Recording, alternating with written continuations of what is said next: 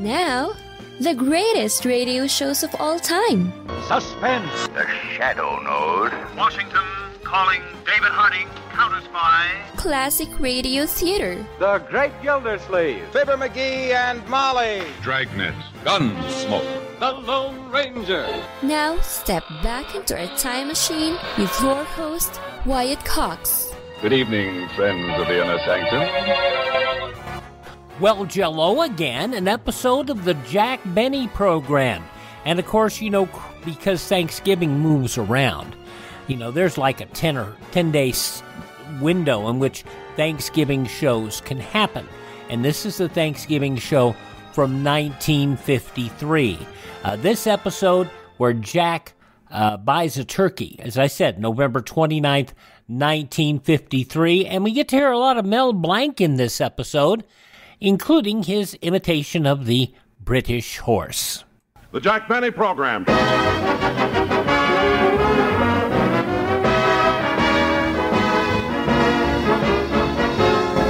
Jack Benny with Mary Livingston, Rochester, Dennis Day, Bob Crosby, and yours truly, Don.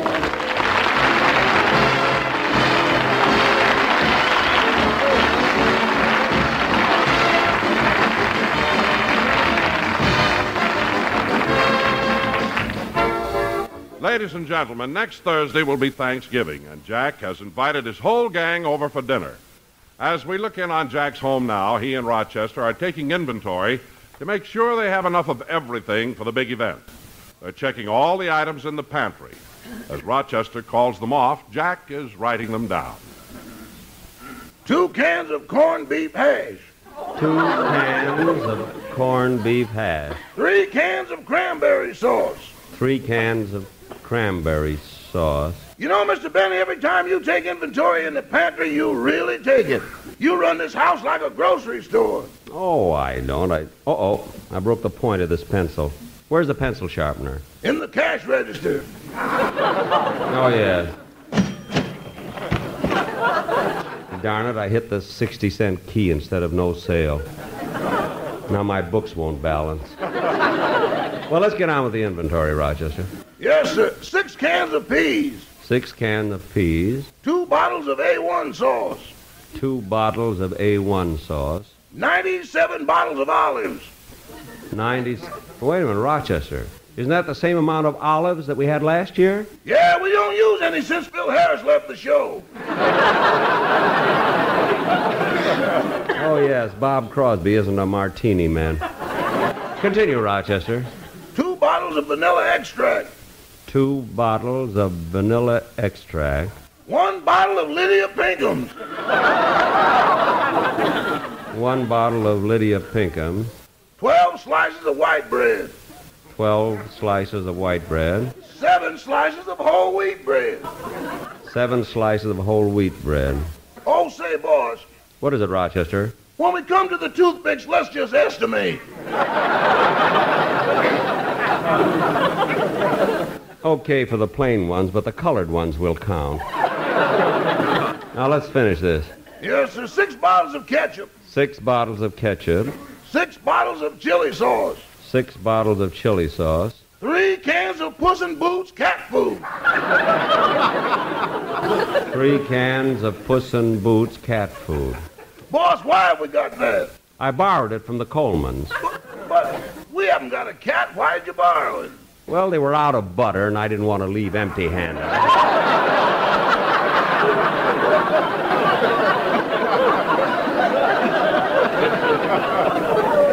We'll use it someday. Continue. 1 sack of Idaho potatoes. 1 sack of Idaho... Rochester, answer the door. I'll finish the inventory. Yes, sir. Hello, Rochester. Oh, hello, Miss Livingston. Welcome to Ralph's Supermarket. What? Come right in.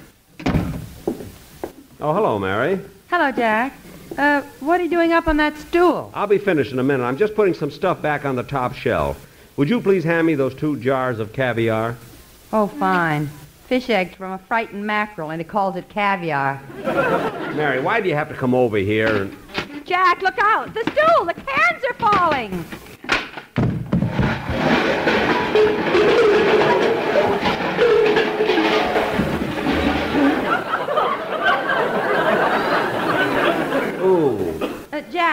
Are you hurt? No, I'm all right. What are you laughing at? With those fish eggs in your ear, you look like you're going upstream to spawn. Upstream to spawn, upstream to spawn. A man nearly kills himself, and you talk about romance.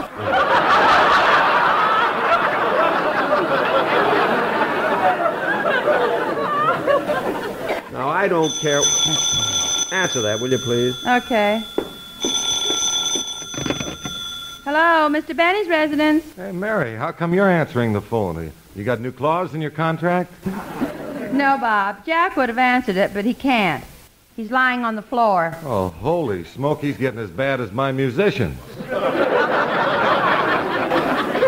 It isn't that at all.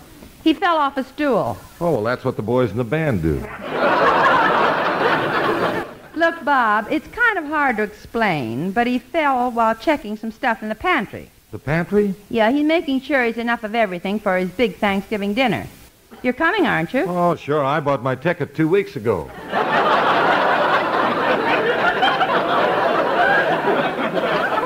Oh, that was smart. There's no sense waiting till the last minute when the scalpers get hold of them. Just a minute, Bob. Let's talk to Jack. Oh, say, Mary. Yes, Bob. If Jack has company over there, don't say it's Bob. Say it's Mr. Crosby. You see, it's more impressive that way. Okay, Bob. But there's no one here. Jack, it's Bob Crosby. I'll take it.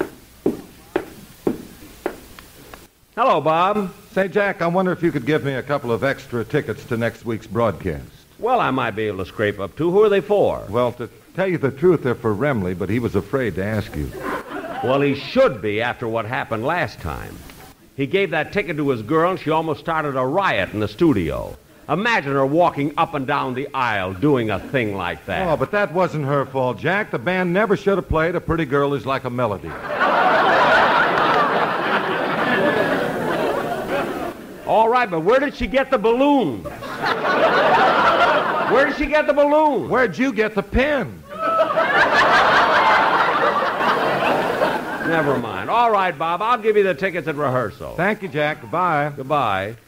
Bob always has to call me when I'm busy. Oh, Rochester. What is it, boss? I knocked over all of Leo's cans when I fell off the stool. Will you pick them up while I go on with the inventory? Yes, sir. Mary, will you please help me? I'll call off the items and you write them down. Oh, sure, Jack. 5 bottles of vinegar. 5 bottles of vinegar. 3 bottles of real lemon juice. 3 bottles of real lemon juice. 4,500 cans of Minute Maid orange juice. 4,500 cans of Minute Maid orange juice. Wasn't that a wonderful guest spot I did on Bing's program?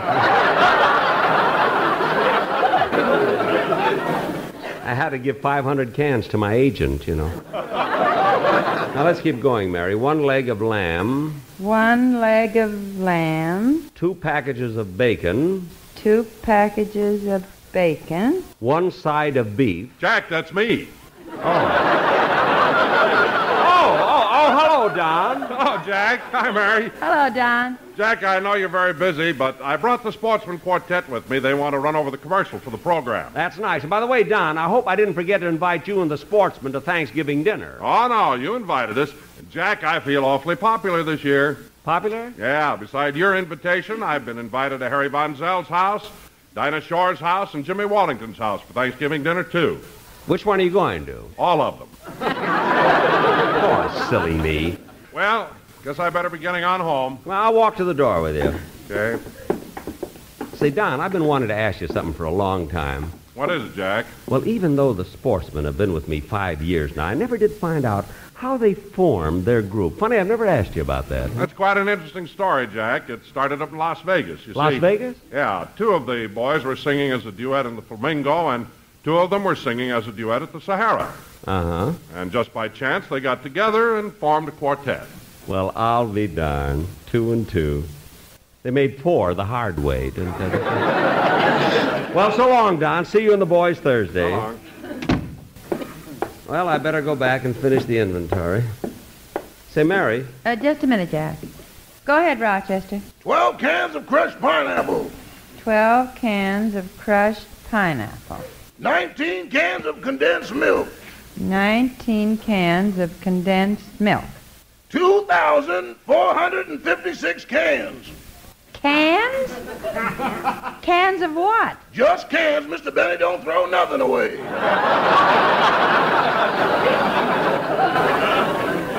Certainly not. I paint them and hang them on Christmas trees. Now, Mary, I can finish this up with Rochester, so... Shall I answer it, boss? No, don't bother getting down from the stool. I'll answer it. I had to get this inventory finished before we... Oh, Mr. Benny, I just came over to ask you if you... Oh, hello, Dennis. Hello. Mr. Benny, I just come over to ask you if you... How do you feel, kid? Fine. Mr. Benny, I just come over to ask you if you... Close the door, will you, Dennis? Okay. Now, Dennis, what did you... Dennis, how do you like that? He locked himself out.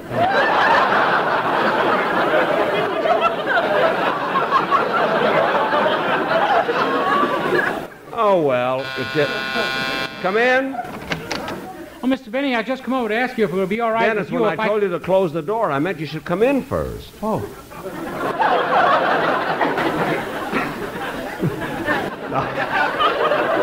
What did you want to ask me? If I could use your phone, our house is on fire.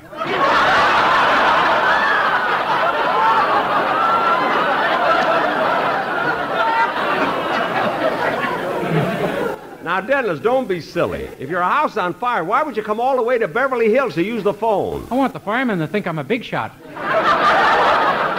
Dennis, close the door, will you? Just my luck. This time he stayed on the inside. Now, look, kid, I'm busy, so don't bother me with all these silly things you make up. Come on, Mayor, let's finish this inventory. Okay. Oh, is that what you're doing? Yes, yes. I thought you were cleaning house like my mother did the other day. I'm not cleaning house. Boy, did she get rid of a lot of stuff. She threw some old curtains out of the living room, a broken rocking chair out of the bedroom, and she even took the moose head out of the shower. Now, Mary, let's... Dennis, she took what out of the shower? The moose head.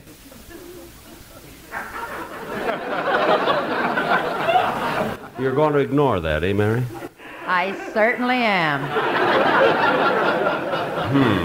My father put it there, but my mother... mother... Wait a minute, Dennis, wait a minute. Hold it a minute. I know I'll regret asking you this. But why would your father put a moose head in the shower? The other end would look silly.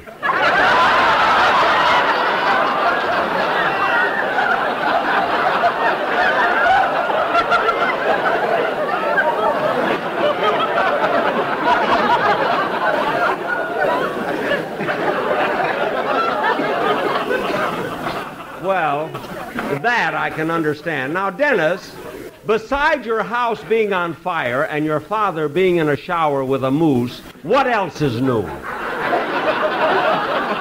Well, I've been rehearsing my song like mad all week. Would you like to hear it? I'd love to. Anything. Go ahead. Okay. Hold it a minute, Dennis. Yes, sir. Hello? Hello, Mr. Benny. This is Mel Blanc.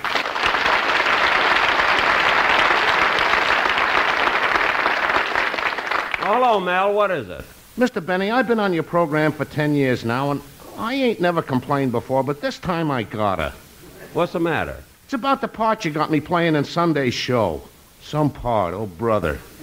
Now, wait a minute, Mel. Sunday's program is about Thanksgiving, isn't it? Yeah? And what's the most important thing connected with Thanksgiving? A turkey. Well, that's the part you're playing. Well, I don't like it. Always you make me an animal. Why can't I have a talking part and be a human being? Look, Mel. Sometimes you make me a rabbit. A rabbit? What's up, Doc? Look, Mel. Or a woodpecker? Mel. Look, Mel. Mel, look, I'm busy. Once you even cast me as an English horse. An English horse? Oh.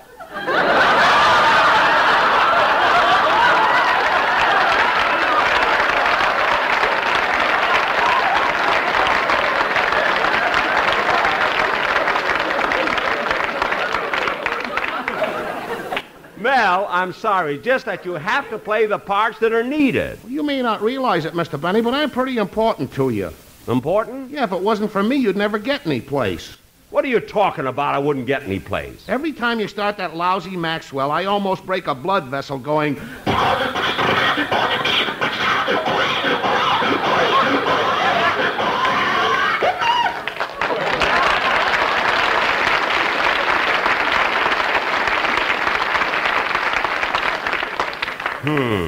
That's all the things I do on a program. Now I want some talking parts. I'm a human being. Now, look, Mel, either you stop this complaining or I'll let you go. You wouldn't fire me. All right. But Sunday you're playing a turkey, and that's final.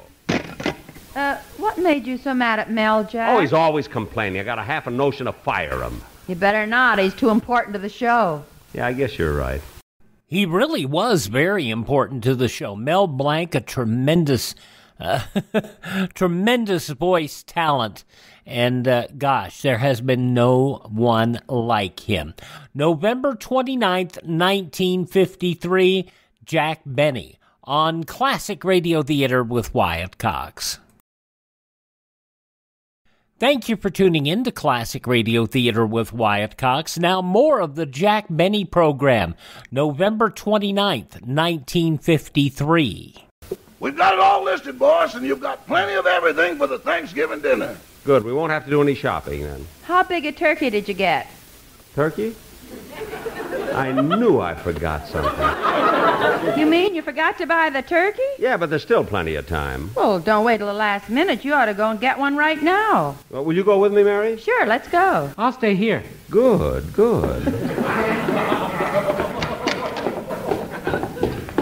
Gee, Mary, we're having a break in the weather lately. It's such a lovely day, you know? Yes, we usually do have good weather around Thanksgiving. Yeah. Oh, Mary, look over there at those boys playing football. Hey, Joey, kick it to me now. They're nice kids, Mary. They're in my Beverly Hills Beavers Club, you know? The bigger one is Stevie Kent. His folks live on the corner. Every time I go for a walk, I stop and talk with him. Hey, Stevie! Throw the ball over here! Huh? Oh, no, Mr. Benny. Here it comes. Look out. I think it's too high. You'll have to run for it. Faster. You better jump for it. Wow. What a catch. Say, that was a good catch, Mary. How'd you do it?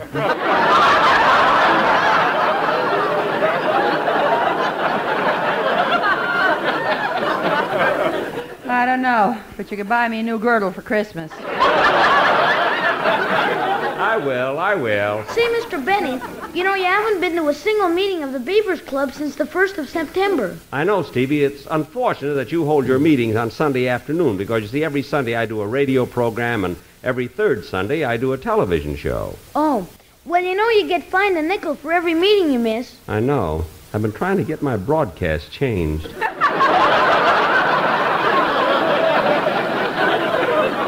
Well, we'll talk about it later. Come on, Mary, we better get down to the market.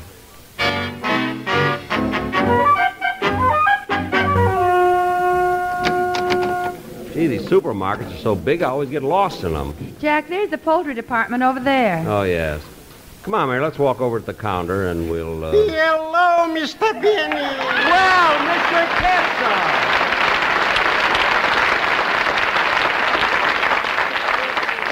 Mr. Kitzel, what are you doing working in the poultry department? Well, I got the job on account of my uncle.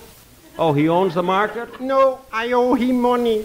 Oh, well, look, Mr. Kitzel, I want to buy a turkey. Are they very expensive? You mean they're that high? Come here a minute. Huh? Step closer. Do you know what turkeys are selling for today? No. Come a little closer.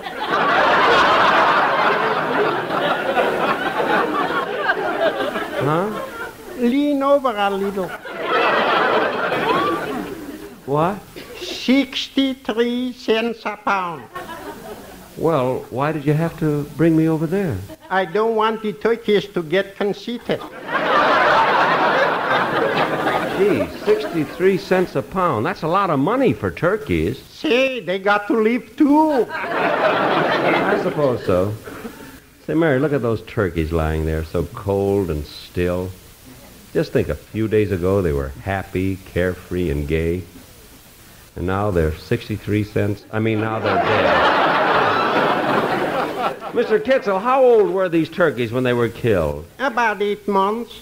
Didn't even have a chance to live. I feel terrible. You'd feel a lot worse if they were 73 cents a pound. I suppose so. Yeah, November 29th, 1953, Jack Benny. I'm Wyatt Cox. Thank you for tuning in to Classic Radio Theater with Wyatt Cox on your favorite station. The conclusion follows these very important messages for your favorite station.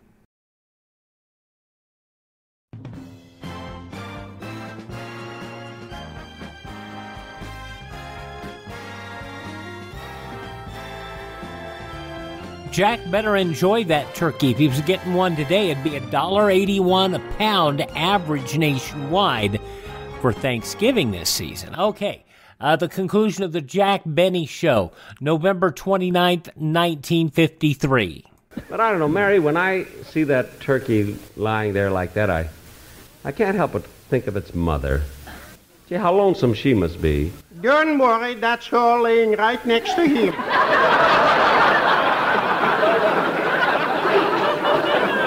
Oh. Say, Jack, while you're getting the turkey, I better shop around and get some things for the stuffing. I think I have everything at home, Mary. What about cracker crumbs? Plenty. Stale bread? 2 loaves. Oysters? 1 can. Sage? 39. What?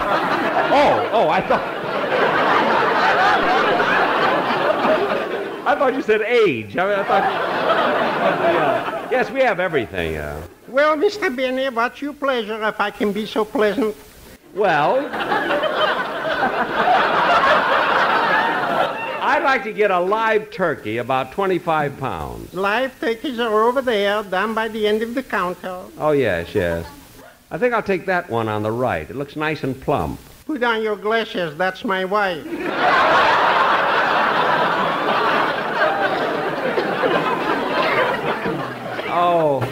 Oh, yes, sorry. I wish I could get 63 cents a pound for her.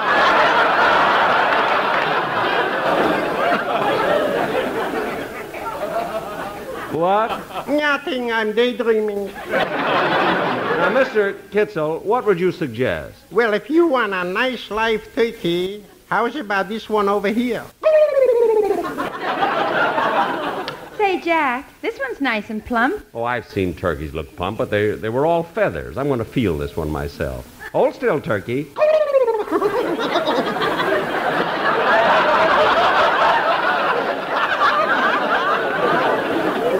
You and your cold hand.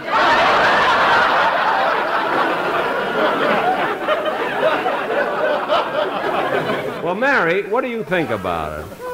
Looks all right. Yeah, but I wouldn't have the heart to kill it.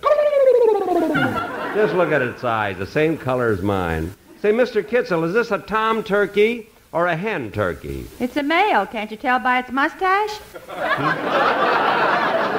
Oh, yes. And say, Mr. Kitzel, how much does this turkey weigh? About 160 pounds. I thought so. Why does this turkey weigh so much? He's also an English horse.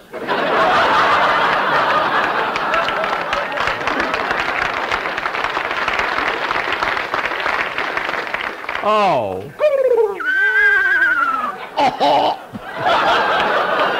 Well, all right, Mr. Kitzel, we'll take this turkey. Come on, turkey. Come on, I'll take you home. Come on, Mary.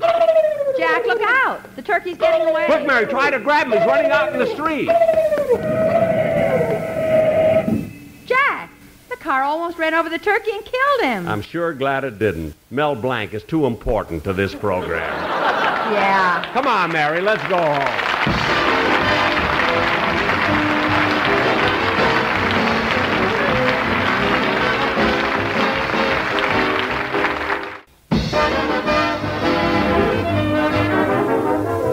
Well, Rochester, the gang will be over this evening for Thanksgiving dinner. Is everything ready? Yes, sir. Then put the turkey in the oven. But, boss... Do as I say. Put the turkey in the oven. But, boss... Rochester, I'm telling you to put the turkey in the oven. Now, wait a minute. This has gone far enough. After all, I'm a human being. Oh, Mel, you spoiled the whole illusion. Good night, folks.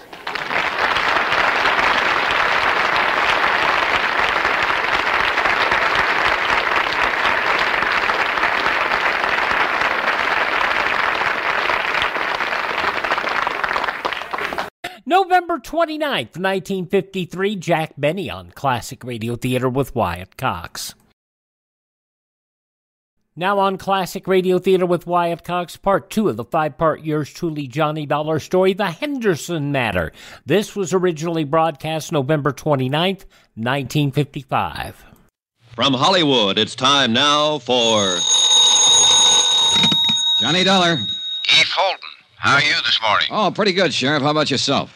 Oh, I'm fine, dandy. You were over at the City Hall this morning, huh? Yeah, that's right. I requested the coroner to conduct an inquest into the death of George Henderson. Yeah, I know. The coroner left it up to me. Huh? Yeah, came into my office and asked me if I had any reason to conduct an inquest into the death of George Henderson. I told him I didn't have any reason, but I'd do it if I was ordered to. Well, what happens now? Well, somebody will have to decide whether there's going to be an inquest or not. Who? Mayor, I guess. I don't know.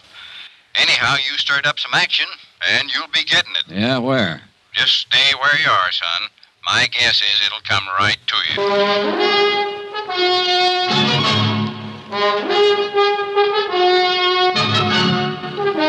Tonight and every weekday night, Bob Bailey in the transcribed adventures of the man with the action-packed expense account, America's fabulous freelance insurance investigator. Yours truly, Johnny Dollar.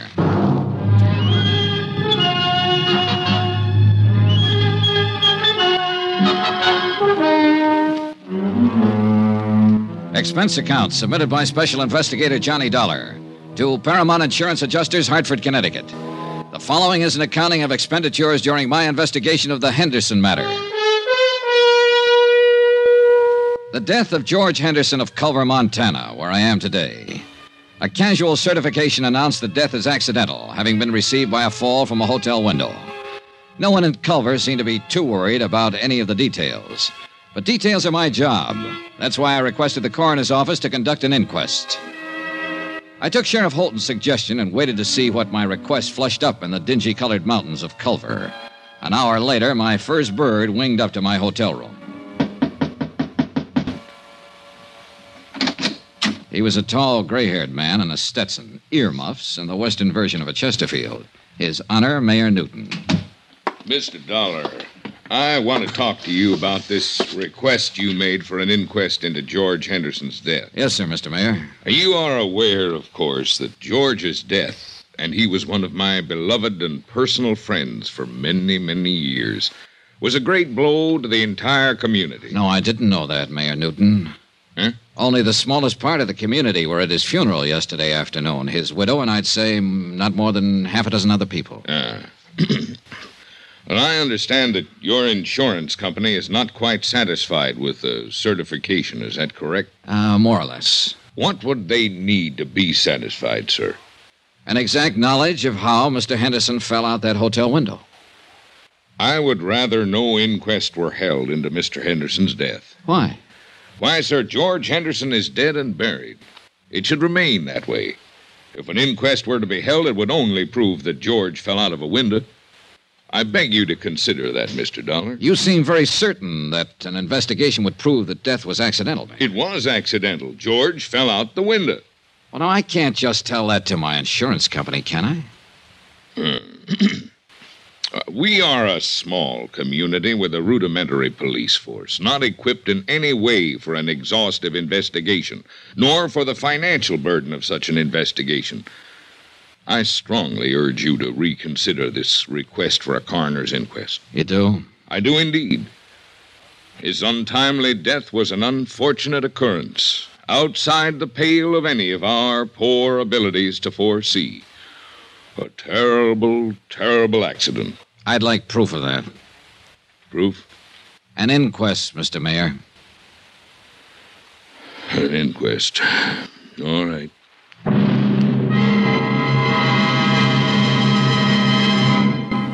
We will continue with the Henderson Matter in a moment. Friends, how'd you like to thrill your favorite youngster with some of the most exciting toys of the year?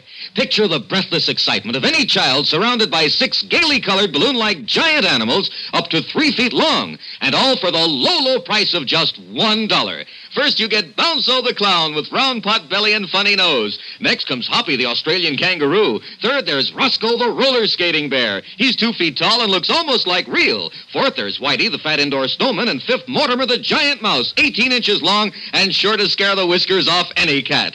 That's 5 different giant animals. But now hold your breath for the most sensational toy of all, the star of the whole Christmas season, the jolly giant talking Santa Claus. Guaranteed to make everybody's Christmas a merrier one. He's a big roly-poly happy Santa. He stands erect on 2 legs, is actually over 3 feet tall and 32 inches around. Best of all, he actually talks. Just pull the tape and he says, Merry Christmas for all to hear. He's the biggest, merriest talkingest Santa ever. Sure to please your youngsters and spread good cheer. Yes, Giant Santa proves there really is a Santa Claus. That's a total of 6 giant animals made of brightly colored preformed sturdy latex, which the kids can easily inflate. And the cost just $1, not for each. Just $1 for all 6 of these lovable giants who'll turn your home into a circus parade. And here's a surprise. Mail your order today and you'll also receive absolutely free Peter the Rabbit, actually over 2 feet tall with big red ears almost 9 inches long. But you must send now. Rush $1 plus 10 cents for packing and mailing for each set you want to Giant Animals, Box 46, Grand Central Station, New York City. If not delighted with every one of your 7 giant animals, return them to the Super Animals Company for a full refund, but keep the giant talking Santa as our gift. Order now. Supplies are limited. Rush $1.10 for packing and mailing for each set in cash, check, or money order to Giant Animals, Box 46, Grand Central Station, New York City. That's $1 plus 10 cents with your name and address. Mail to Giant Animals, Box 46, Grand Central Station, New York City. Giant Animals, Box 46, Grand Central Station, New York City. My interview with Mayor Newton had convinced me that I'd get no real help from him in the Henderson matter. Quite the contrary.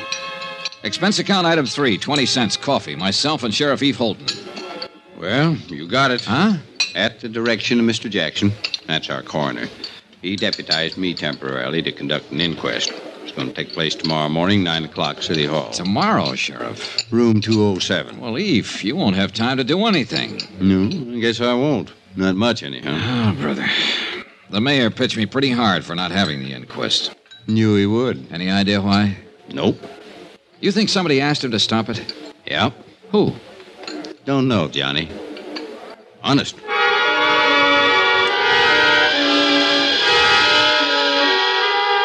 The next morning, I struggled my way against a belligerent north wind to City Hall and the inquest, if you could call it that. I sat in the back of the room and listened while a Dr. Horace Nam assured the 6-man jury that George Henderson was quite dead when he was called out of his office and examined him on the street. Dr. Nam reckoned George had died from a broken neck. An ancient bellhop, a desk clerk, and a chambermaid gave their versions of what had happened the day Henderson fell out the window. Now, you swear to tell the truth, the whole truth, so help you God? I do, Sheriff. I'm the acting coroner today, Miss Cubley. Sit down. Now, when did you see Mr. Henderson last? Last Thursday morning. Where was this, Miss Cubley? At the Butte Hotel. Mm-hmm. You know what time of the morning it was? About 10 o'clock. I went in to make his bed and straighten up his room. I see. I made his bed while he worked on some papers there, and then I left. Did you see him after that? No, sir. You didn't see him come downstairs for breakfast or anything? No, sir. Do you know if anybody went up to see him? I believe I saw Mrs. Henderson in the lobby after that. Do you see Mrs. Henderson in this room? Yes, sir. I believe that's Mrs. Henderson over there. No, that's Mrs. Henderson. Now, do you know if Mrs. Henderson visited Mr. Henderson in his room? No, sir. I don't know that. Miss Cubley, did you happen to notice if anyone else went up to Mr. Henderson's room that morning? No, sir. It went on all morning long. Sheriff Holton, acting in the coroner's position, questioned person after person. All had more or less the same vague knowledge concerning George Henderson's death. I was most interested in Pauline Henderson's testimony. Now then, Mrs. Henderson, when did you last see your husband? Thursday. I went to see him about noon, maybe a little before. Where did you see him, Miss Henderson? At the Butte Hotel, in his room there. The same room he occupied prior to his death? Of course. The same room from which he fell? Yes. Were you alone when you went to see him, Mrs. Henderson? Yes. I must have left before 12:30. I had an appointment at the dentist. That was the last time you saw your husband alive? Yes. I was still in the dentist's chair when they told me he'd fallen out the window. What did you and your husband talk about, Mrs. Henderson? Must I answer that? Well, we're trying to determine something here. I'd appreciate it. George and I discussed our divorce. Could you tell us about that? George and I decided to part about a month ago. He moved out of the house and moved into the hotel. Mm-hmm. Outside of the divorce, were you on good terms? Oh, yes, we've always been on good terms. Mrs. Henderson, do you think there's a chance that he might have thrown himself out that window? Mrs. Henderson, do you think he might have thrown himself out that window? No. At least not over us, if that's what you mean. As far as you knew, was your husband in good health? Yes, he was. You happen to know when he was examined last? Oh, a month or so ago. He was in perfect health. One more thing. Did Mr. Henderson drink? Yes. Did he drink that morning with you? I think he had a couple of drinks. Yes, he had a drink or two while we were talking. He could have stumbled to that window. The clothes were New York, the perfume Paris, the jewelry Tiffany's. The look, you might expect it on the Riviera, where everybody tries to act bored with too many good things in life. Her dress, black for the occasion of death, was cut too well and too carefully for her to pass as a grieving widow. She answered the questions without hesitation or emotion. 15 minutes later, the jury brought in the expected verdict. Therefore, it is the opinion of this jury that the said deceased, George Walter Henderson, came to his death as a result of injuries incurred in a fall from the 4th floor of the Butte Hotel at or about 12:45 p.m. on the 19th day of this month. No evidence to the contrary, it is deemed and declared that the manner of death was accidental. Adjourned. And that was it. As far as Culver's people, its police, and its mayor were concerned. Yeah, the mayor. Well, Mr. Dollar, I hope you're satisfied. It was a pretty good inquest, Mayor Newton. I trust the official verdict of the jury will answer any questions your insurance company might have had on their minds and clear this whole matter up. I'll forward it to them and tell them the circumstances under which the inquest was conducted, Mr. Mayor. Satisfactory, I trust. No, but it served a purpose. Now that everybody thinks it was an accident, everybody will breathe easier. Certainly. Yeah. If everybody's relaxing like that, somebody's going to get careless. See you, Mr. Mayor.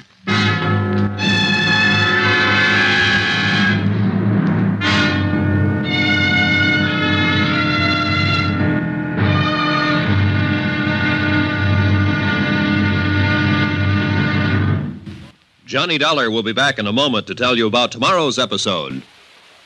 Friends, send for your set of some of the most exciting toys of the year. 6 giant inflatable toys for only $1, some up to 3 feet tall.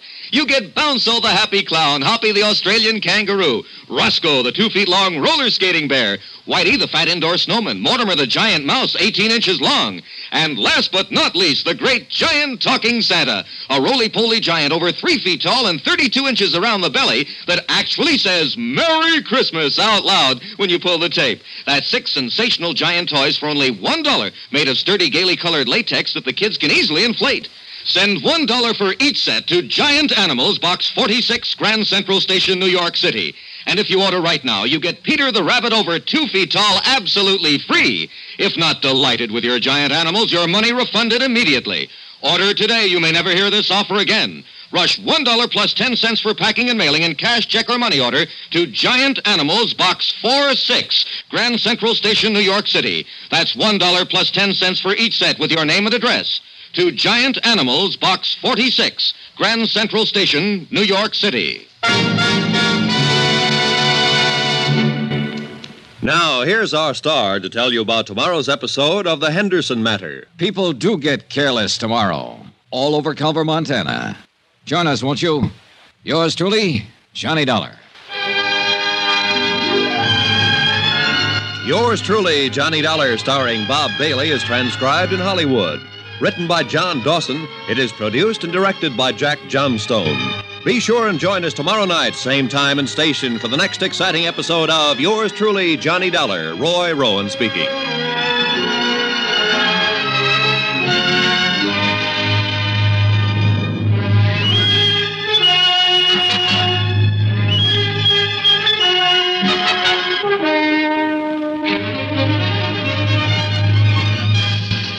By the way, I strongly suggest that you do not send away for those balloons.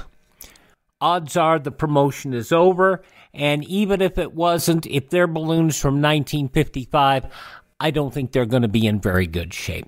November 29th, 1955, yours truly, Johnny Dollar, here on Classic Radio Theater with Wyatt Cox. Thank you for making us a part of your day. Would you do me a favor? Visit my webpage, classicradio.stream. Stream our shows, learn more about building a classic radio collection of your own. Find lists of locations that our shows are available by podcast. You can also find our social media links. You can contact me. If you like what we do, you can buy me a coffee. That's all at classicradio.stream. Classicradio.stream. In the meantime, we hope you will thank this radio station and support their advertisers. And as always, tell all your friends the great radio shows are right here at this spot on the dial. Classic Radio Theater with Wyatt Cox on your favorite radio station.